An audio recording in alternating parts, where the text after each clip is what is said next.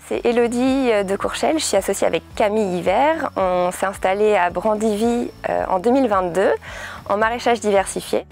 Aujourd'hui, on cultive 2000 m² sous serre, 5000 m² en plein champ et on produit l'équivalent de 60 000 € de légumes par an.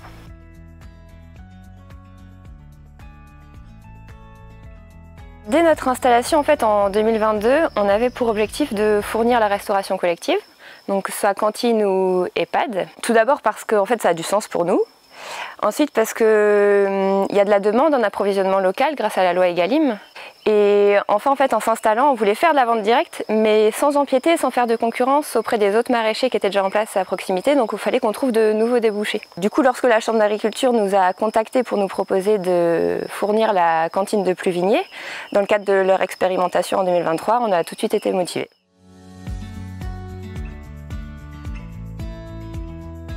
La démarche était très intéressante. L'objectif, c'était d'identifier les freins et les leviers à l'approvisionnement local, à la fois du point de vue du producteur et du cuisinier, et même de la commune, je dirais, auprès des élus.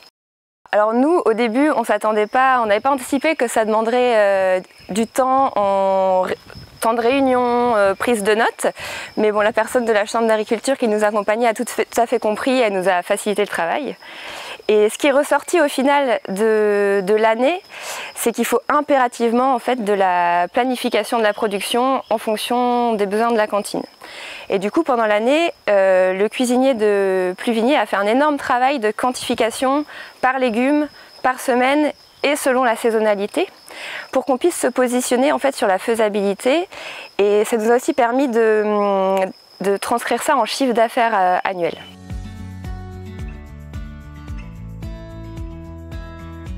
En 2023, l'année de l'expérimentation, il n'y avait pas eu de planification en amont. Donc les livraisons, elles ont démarré quand il y a fait concordance entre nos surplus en légumes et que ce soit des légumes que le cuisinier pouvait proposer aux élèves.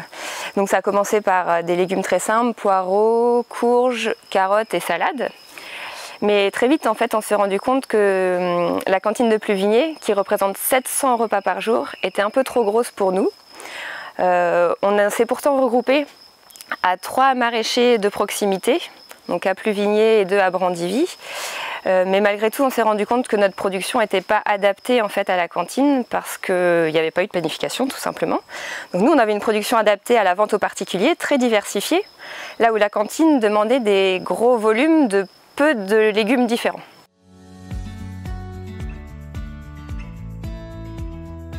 Eh bien, en effet, on était donc 3 maraîchers de proximité, en plus de la filière bio du Morbihan.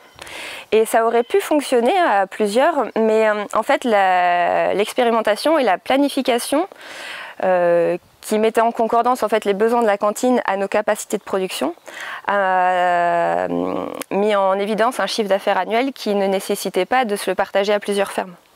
Et donc du coup, nous, on a laissé les maraîchers de Pluvigné prendre la gestion de ça. Donc nous, on n'a pas de planification pour la cantine de Pluvigné aujourd'hui, pour d'autres cantines. Mais voilà, on reste en soutien. Si on a des surplus, on complémente leur production.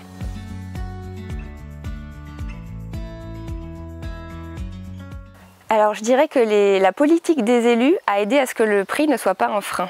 En fait, leur volonté était de répartir les achats entre les maraîchers ultra locaux, j'ai envie de dire, et la filière bio du Morbihan. Donc la filière bio du Morbihan propose des prix un peu plus attractifs que les nôtres, mais ils donnaient priorité aux maraîchers ultra locaux quand ils avaient la disponibilité en légumes, même si c'était un peu plus cher. Après, il y a certains légumes dont le prix est plus élevé qui restaient un peu compliqué à mettre en œuvre, en tout cas dans les cantines. Donc ça reste comme par exemple la patate douce, qui est un légume assez cher, qui sera cuisiné que très occasionnellement dans l'année. Moi, mon ressenti, c'est que il faudrait que la taille de la ferme maraîchère soit similaire à la taille de la cantine. Pour moi, une petite ferme peut fournir une petite cantine, une grosse ferme peut fournir une grosse cantine.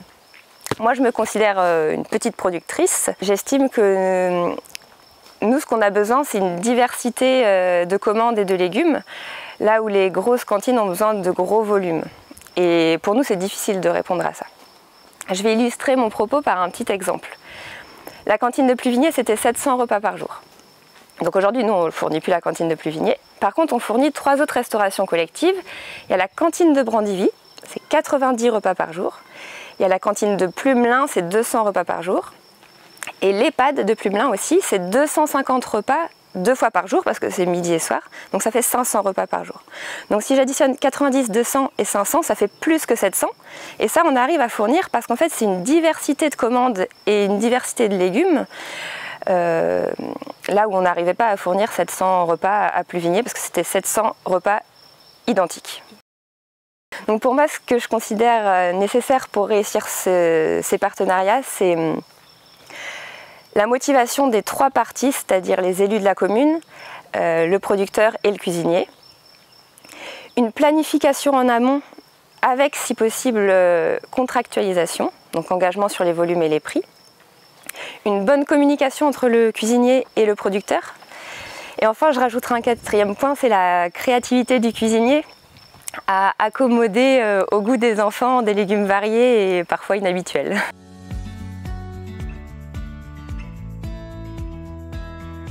En fait, la cantine de Brandivy, reste une petite cantine, donc pour nous, c'est des toutes petites quantités. Donc c'est facile pour nous parce que c'est à 5 minutes, j'y passe tous les matins pour déposer mon fils à l'école. Et donc ça marche parce que c'est à côté et que c'est des petits volumes et qu'on a toujours de quoi fournir.